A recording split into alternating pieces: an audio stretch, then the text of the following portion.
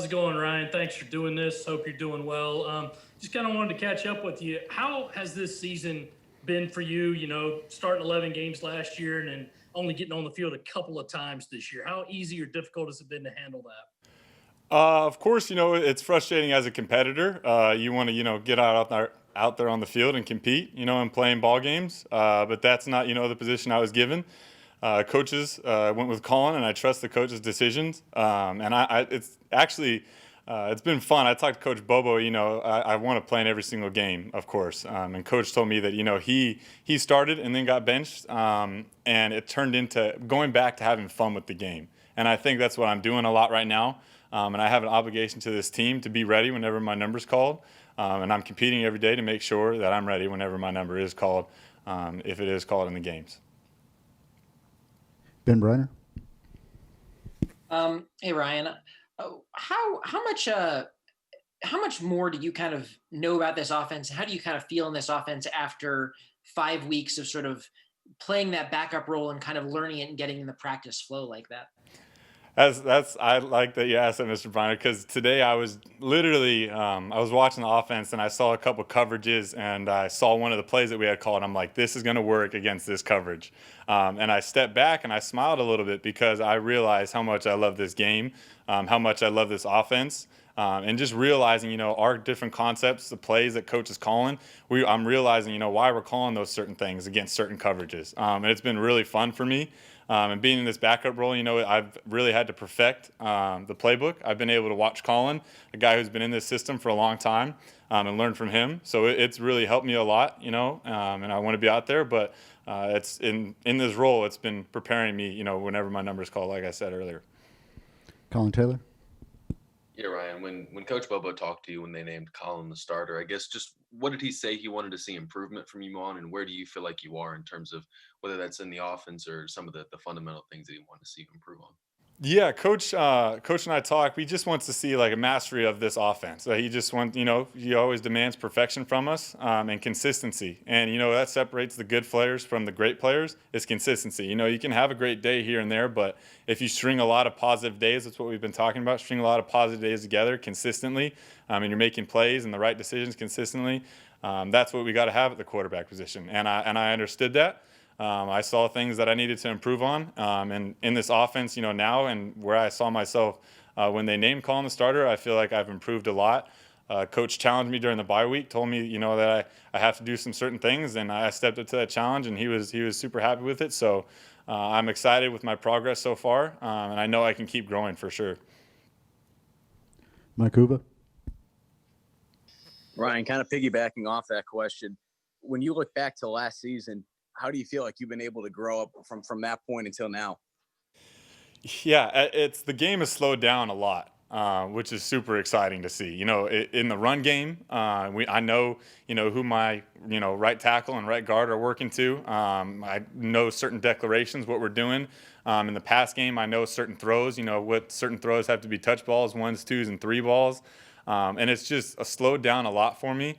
And it's becoming, just easier to process during the play. Not everything is so quick, bam, bam. Everything is like, okay, this corner's cover 2 on my first step, dropping back, see the safety, cover 4. I'm working down to my check down right now because the backer's dropping to Tampa 2 or something like that. So that's all happening within 1, 2, and 3 steps and a hitch, and then my decision's made. So I'd say that's been the biggest improvement that I've seen, and that's helped me a lot this from last season to this season.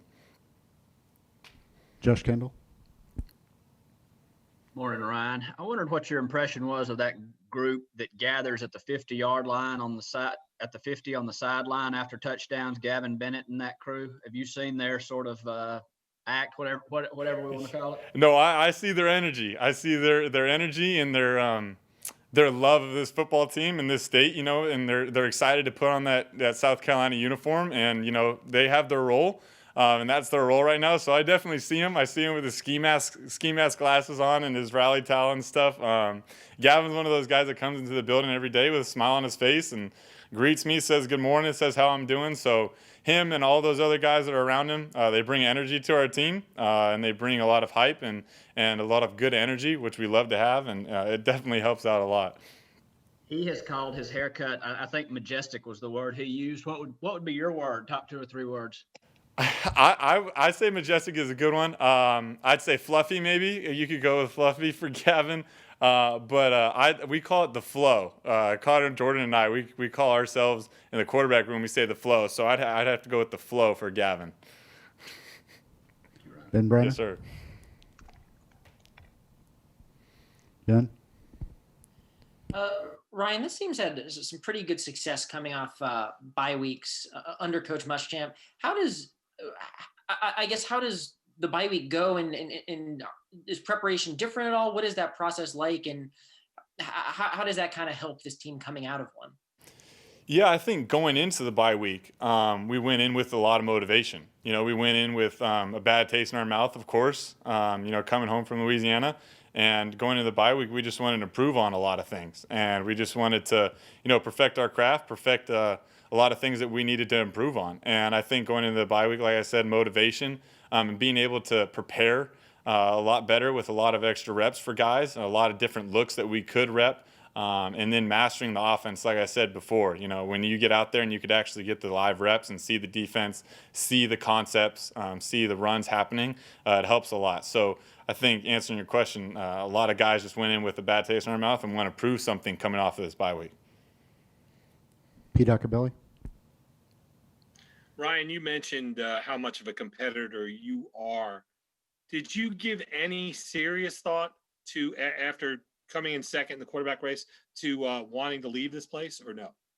Yeah, that never crossed my mind. Right now, it's not on my mind. I'm focused on this next game, focused on the next rep, focused on tomorrow, Thursday practice, and just getting better every day as a quarterback. And I know with Coach Bobo, Coach Muschamp, and all those guys in that room, they're looking out for me, making sure I'm becoming a better quarterback and a better person. So that really hasn't crossed my mind, no sir. David? Ryan, I also wanted to ask you about Quan White. He's a guy that's kind of struggled to get on the field, but all Coach Muschamp talks about is his energy. Just what have you seen from being around him, and how does he approach every day in the building? That's another great question, because I threw him a touchdown today, so that was super fun, and you definitely saw his energy after that play. But Quandre is a guy, if he's in there or he's on the sideline, he's getting guys hyped up. He's getting guys woken up. Say we came in on a Tuesday and we're slumped. Quandre is one of those guys that might scream out something, make a little guys chuckle or something like that, and then we get right after it. So Quandre, he's a great football player, and he's an even better person. And the energy that he brings, like you're talking about, it's infectious. It's definitely infectious, and it makes a lot of guys smile and bring, the fun back to football. Hale? Hey, Ryan, sticking to the running backs, with the way Kevin's performed this year, and Deshaun, when he gets in, is running pretty efficiently. What have you seen from those guys in the running game as a whole that's been so effective? Yeah, recently I've been really seeing that running back room have a lot of fun, smile a lot, having fun with Coach Kitchens. Coach Kitchens is having fun with them, and I think that's the biggest thing when it comes to them. They're focused. In the running back room, they're focused on their assignments. They're focused on pass protection. They're focused on run gaps. They're focused on who they're supposed to be following, which gap is supposed to be hitting. And like I said, I mentioned focused a lot in that statement. And they're just focused running backs that want to do their job like the coaches are asking. And they're having fun with it, like I said. That running back room is really tight-knit. And everybody's really coming along. They're competing every single day. You don't hear them talking a lot. They're guys that come in and work humbly. Come in every single day, and work humbly and don't talk as much as they should be able to with the production that they have. And that's just even more awesome to see, and lets a lot of guys want to play around them, and play for them, which is great. Colin? Yeah, Ryan, I guess Coach Muschamp talked a little bit yesterday about Jaheim Bell showing out a little bit in practice. I'm curious, what have you seen from him as a guy that obviously struggled to get on the field because of injuries early? Yeah, Jaheim is a guy that I joke around with, and I make smile during practice a lot, because he's a guy that wants to be focused, and sometimes I think he maybe get a little too focused and think a little too much. Recently, he's been getting a lot looser, and when he gets going, and it's really awesome to see, whatever route it is, he can run it, and whatever ball you throw, he can catch it. So Jaheim's really come along. It's been really good to see, and he's been a really good kid in these past couple weeks, which is even better. We got time for three more. Eric, Ben, then Mike. Eric? Yeah, Ryan, once Colin was named the starter, was it a challenge to you to remain so upbeat and to stay highly motivated? Did you have to kind of really extra push yourself, or was it just wake up, go back to work? Yeah, like I said earlier, it's frustrating as a competitor, and it's hard in the quarterback room because there's only one guy that goes out there, and there's not multiple guys. But like I said earlier, I trust the coaches, I trust this program, I trust the offense, and of course, like I said, it was frustrating. But the next morning we had practice, and I came in and I competed, and it's something that, of course, that you find yourself wanting to be out there, but I have an obligation to be ready, if something ever happens, whatever the situation may be. But like I said, I was a little frustrated at first, but tomorrow morning, like you said, I woke up, went to practice, competed, and I'm continuing to do so every day with a smile on my face. So it sounds like no transitional period for you at all, as far as taking a couple of days to really have to get your mind back right. We don't have time for that. We gotta start preparing for some games and going back to work. So I was right back to it. Thanks. Ben? Ryan, as a guy who worked as sort of the backup QB through the first half of the season, I'm guessing you worked a lot with Jalen Brooks before he got eligible, and also with Rashad Amos some. And I kind of want to ask two questions. First, what was it like watching Jalen Brooks in practice as he kind of had to wait? And also, what has Rashad been able to kind of show you guys, through the first half of the year? Yeah, I love to talk about this because Jalen has been one of those guys that I have to throw, or I don't have to. I get to throw at Jalen after every single practice. And when he was waiting for that waiver to come through, I threw with him after every single practice. I threw on Sunday practices after practice with him. I threw with Rico and Jakari out there too. But Jalen came up to me and he's like, "Hey, can we get some balls? Let's throw some balls."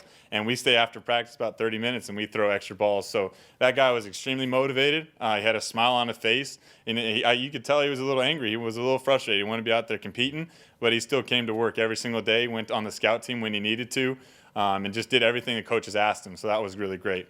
And Rashad Amos, he's a dynamic back. He can do a lot of things. He can run routes out of the backfield. He can hit holes. He can burst through a lot of things.